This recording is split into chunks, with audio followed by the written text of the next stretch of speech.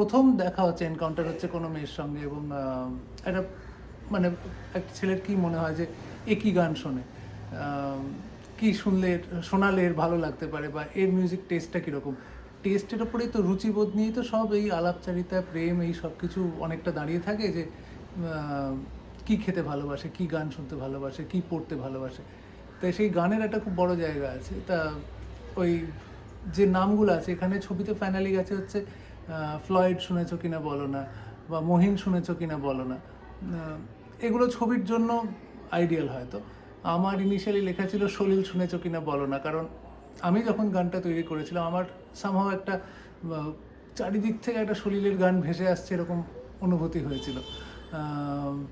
But anyway, everything falls in place. Finally গানটা মুক্তি পায় এবং মানুষ শোনে।